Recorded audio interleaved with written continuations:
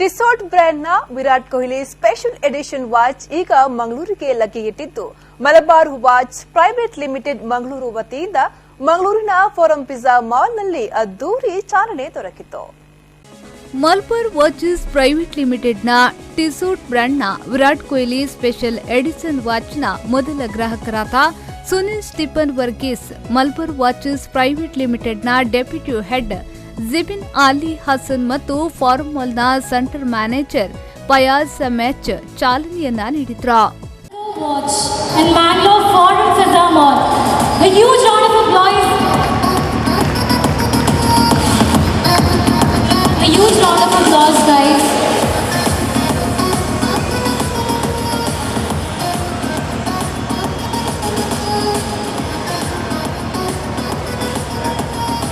You can have a look over the watch.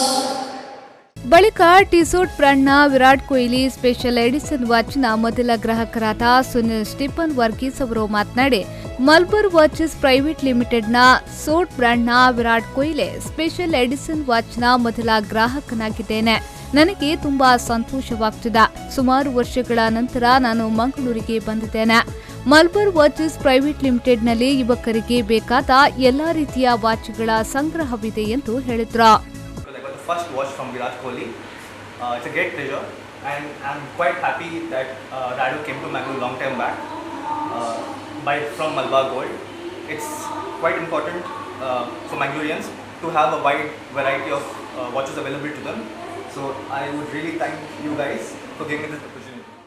ಅನಂತರ Malabar watches manager marketing executive Krishna Prasad ಅವರು ಮಾತನಾಡಿ, ಮಾರ್ಕೆಟ್ನಲ್ಲಿ ಕೇವಲ 3018 ಟಿಸೋಟ್ ಬ್ರ್ಯಾಂಡ್ನ ವಿರಾಟ್ ಕೊಹ್ಲಿ ಸ್ಪೆಷಲ್ ಎಡಿಷನ್ ವಾಚ್ಗಳು ಲಭ್ಯವಿದೆ. ಇದು ಲಿಮಿಟೆಡ್ ಎಡಿಷನ್ ವಾಚ್ ಆಗಿದೆ.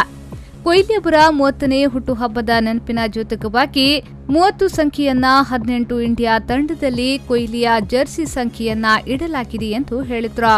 The specialty of Virat Kohli special edition Tissot watches. Totally there are only 3018 watches in the market current now. In that 30 is representing the birthday of Virat Kohli and 18 is representing Virat Kohli JC number, Indian JC number, and the design is very nice, and you can see the dial, inside the dial you can see one Virat Kohli's logo, and also in the back case Virat Kohli signature and Virat Kohli logo is there. ಇನ್ನು ಈ ಸಂದರ್ಭ ಕಾರ್ಯಕ್ರಮದಲ್ಲಿ Malabar gold and ಡೈಮಂಡ್ಸ್ನ store head Sharath Chandra, Forum ಮಾಲ್ನ marketing manager Sunil K S, Malabar watches store manager Danesh ಮತ್ತಿತರರು ಉಪಸ್ಥಿತರಿದ್ದರು.